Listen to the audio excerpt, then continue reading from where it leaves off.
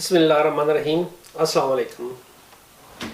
آج ہم بات کرنے جو جا رہے ہیں وہ جیمز ویب ٹیلیسکوپ کے بارے میں۔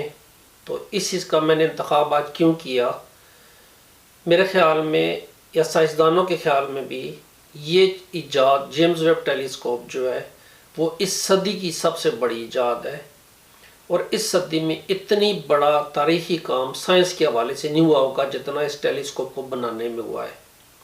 اب ٹیلیسکوپ بنانے میں صرف 30 سال لگے ہیں بنانے میں، اور اس سے آپ اندازہ لگا لیں کہ اور $10 ارب کا خرچہ ہوا ہے، تو اس سے آپ اندازہ لگا لیں کہ ٹائم لگانے میں کیا چیز تاریخی چیز انہوں نے بنائی ہے۔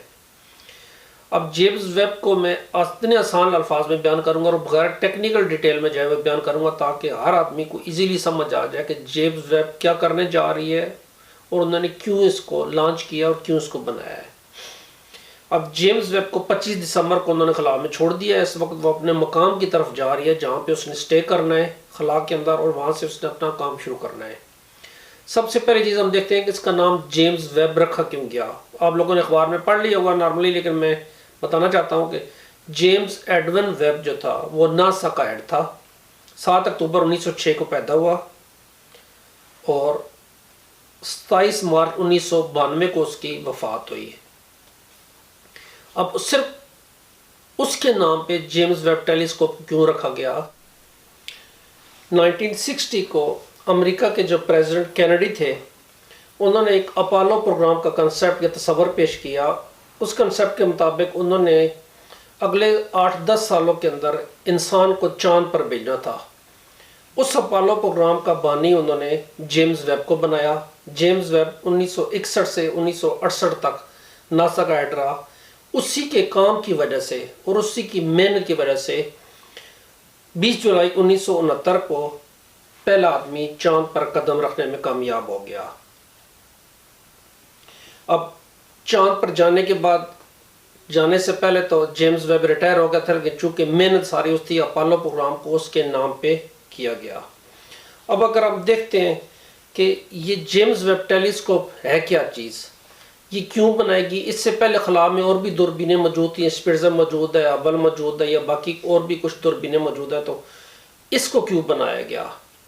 بیسک جو اس کو بنانے کا مقصد تھا وہ کائنات کا جو بگ بینگ کا نظریہ تھا اس کو جو دیکھنا تھا، اور اتنی دور تک اس کو دیکھنا تھا تاکہ جہاں سے بگ بینگ سٹارٹ ہوا ہے اس مقام سے ہمیں کیا کچھ تصاویر مل سکتی ہیں جن تصاویر کے ذریعے پتہ چل جائے کہ وہاں پہ ایکچوئل ہوا کیا تھا۔ اب جو دیکھا جائے تو بگ بینگ جو ہے وہ 13.8 نوری سال پہلے ہوا۔ نوری سال کا آپ سب کو پتہ ہے کہ ایک سال میں جو روشنی جو سفر طے کرتی ہے اس کو نوری سال کہا جاتا ہے۔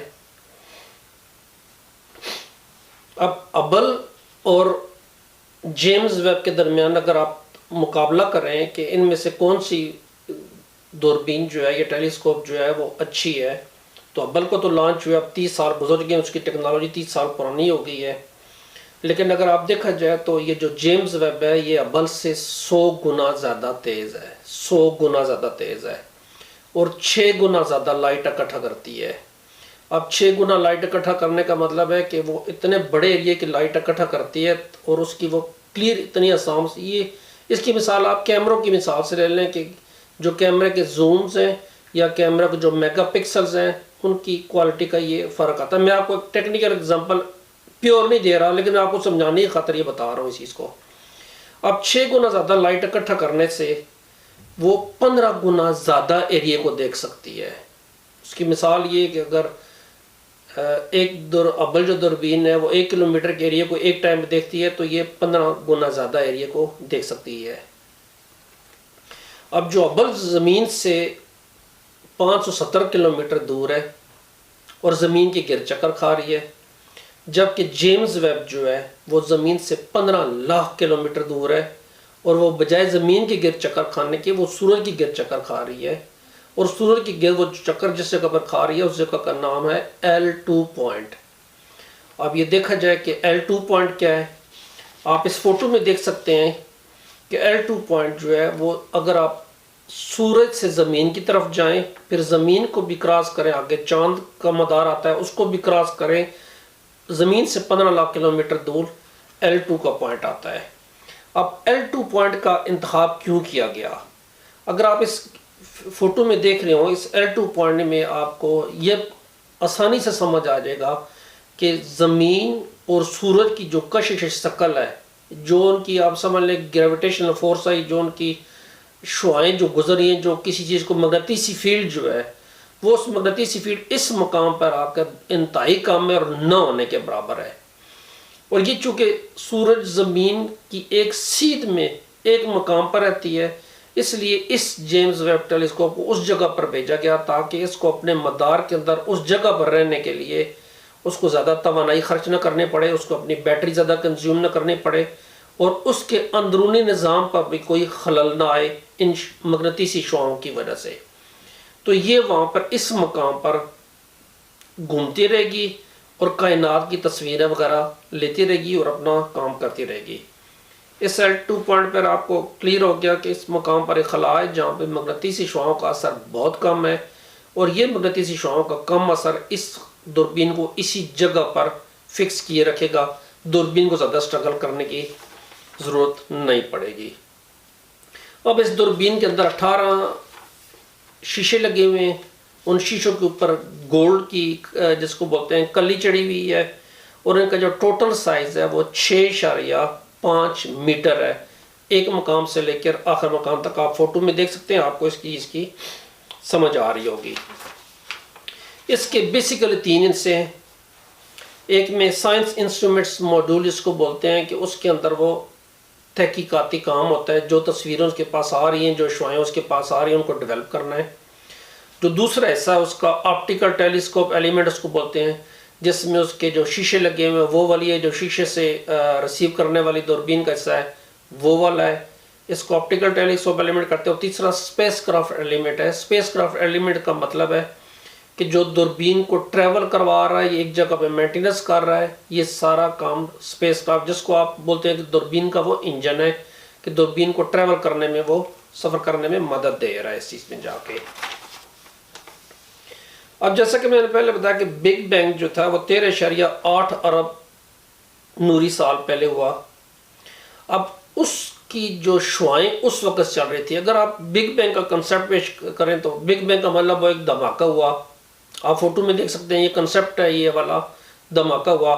اس دھماکے کے جو اثرات ہیں وہ ابھی تک کائنات میں چل رہے ہیں۔ خلا کی سب سے بڑی خوبی یہ ہے کہ جو چیز ایک دفعہ شروع ہوتی ہے تو وہ مسلسل چلتی رہتی ہے اور چلتی رہتی ہے۔ اب یہ جس پوائنٹ پر ہوا وہ 13.8 ارب سال زمین سے دور ہے سائنسدانوں کے خیال کے مطابق، تو وہاں سے جو ابھی تک شعاعیں آ رہی ہیں وہ کنٹینیوس چلتی آ رہی ہیں وہاں سے۔